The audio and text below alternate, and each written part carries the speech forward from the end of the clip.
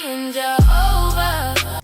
What's going on, YouTube? How you doing? How you doing? First and foremost, man, I want to thank everyone for the love and support. And like I always say, I will always be humble and thankful for that. And before we get started, please hit that subscribe button for your boy. Please hit that subscribe button for your boy. Now, Africans are still claiming that they created R&B. There's a lot of videos out right now, y'all, that I'm seeing. It's an uptick of it. And it's just wild to me. You know what I'm saying? It's just wild to me. There's an African right now. He got a video, and it's kind of going viral a little bit. But he's talking about how Donell Jones is African, how his lyrics came from Africa and stuff like that. Now, when you watch the video, he is being sarcastic. The African is being funny. And I don't think he's being serious. But other Africans are listening to him and believing what he's saying. Case in point, I was on a live yesterday.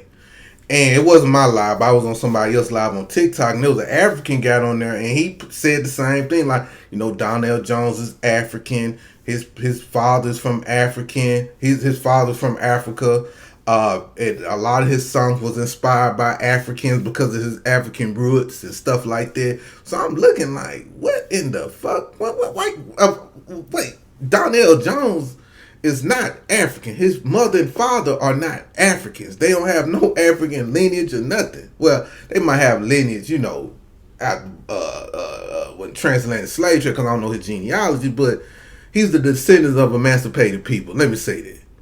There's no African, there's nothing. As a matter of fact, his dad's name is Roy Jones, right? His dad had a gospel group, a southern gospel group called the Quartet, and that's where Donell Jones got his voice from. So these people claiming someone that don't even have lineage they are not even continental Africans. His family is from here. His family is from the United States. Africans don't have talent like Donell Jones. There's no African that sound like Donell Jones. Donell Jones not even my favorite R&B singer, but I can say that brother can sing. I would rather listen to him than some jungle, freaky music with monkeys in the background. Donell Jones is the truth. What is wrong with these Africans? And that's why I say this is very important.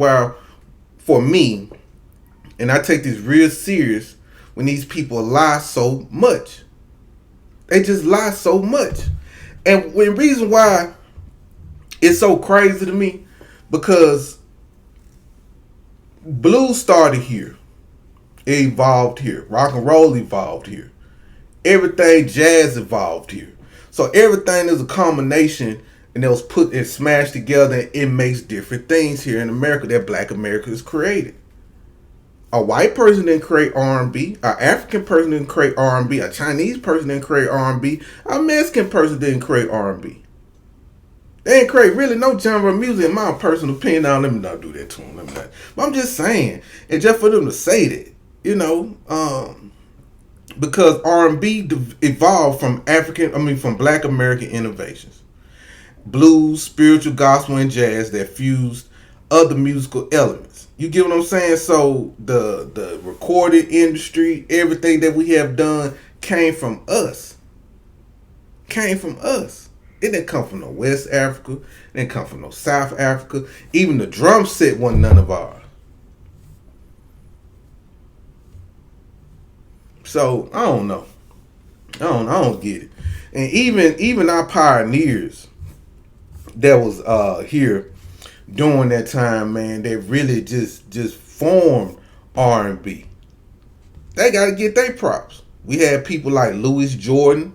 We had Wynonie Harris. These are the two early pioneers of R&B back in the early, late 1930s or 1940s.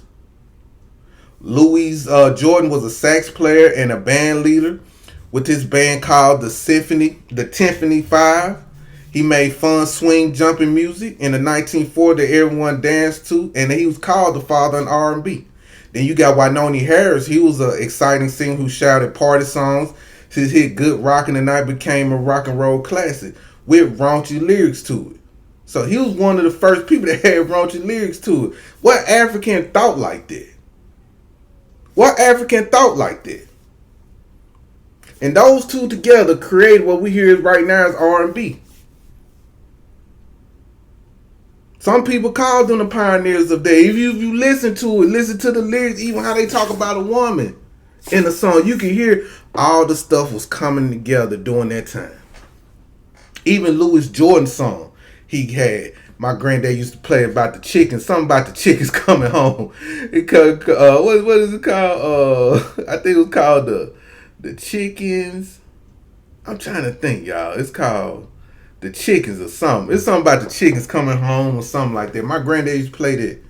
And all his other songs had like kind of like little freaky references to it. So, I don't know, man. These Africans, man, they want to be us so bad. They want to be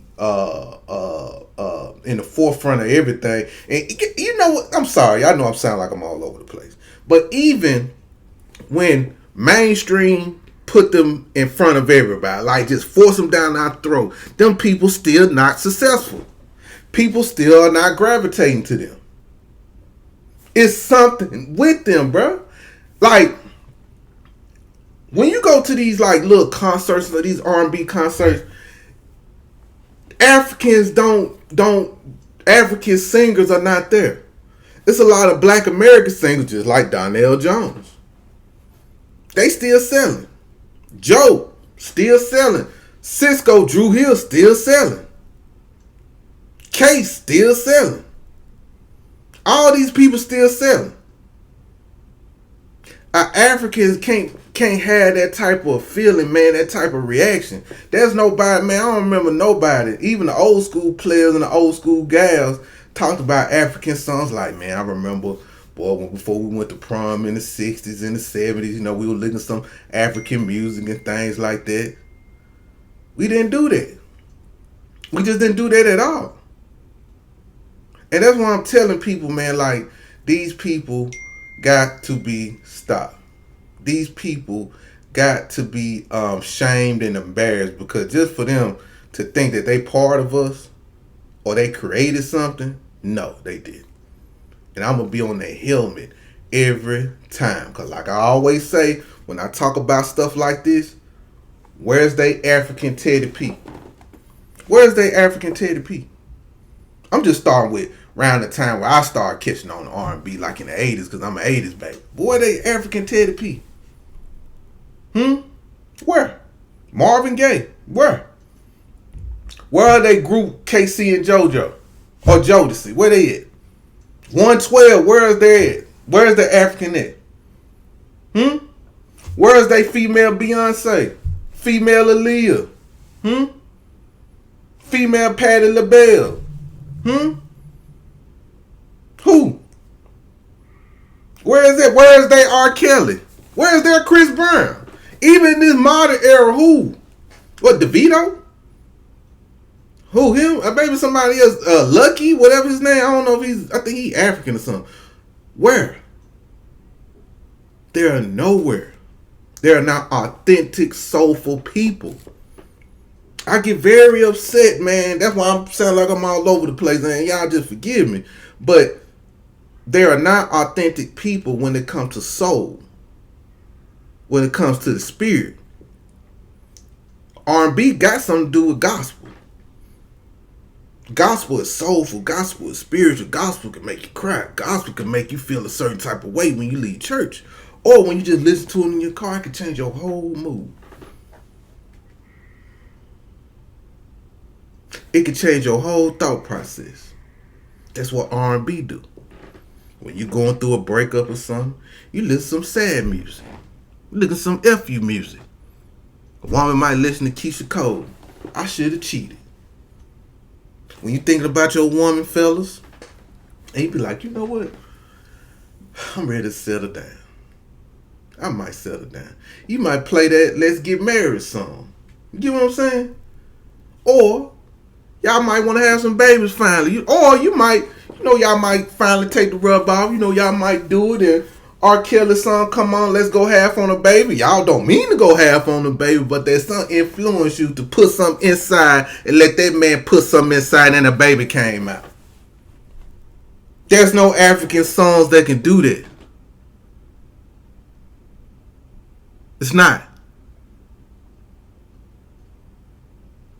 Can't imagine an African knowing how to woo a woman in a song. Get out of here. Get out of here. African men don't have that type of pizzazz. I don't care what they say. You know, African men, they take care of their family. They are hard workers. They make sure their women don't work. I hear all that shit. But from what I see, them men are not romantic. Them men don't cater to their woman needs and emotions. Them men don't listen to their woman. And that's why they women look old as hell.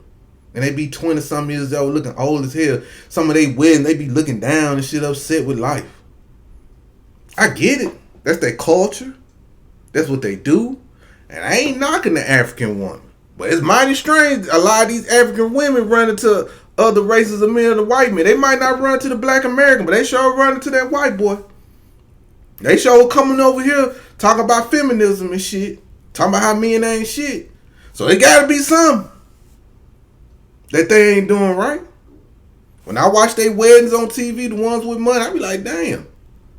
They be happy, looking happy as hell. But the other ones I be seeing, them women look miserable. Them women look like they ain't want to be with that person. Them women looking like, damn, why my parents chose this for me. But anyway, sorry for the mix up, y'all. I'm getting tongue tied and stuff, but y'all know what I'm trying to say on here. But anyway, y'all have a good one. Y'all have a great day. Thank y'all for the support. Thank y'all for the love. I appreciate y'all so much, man. And peace out.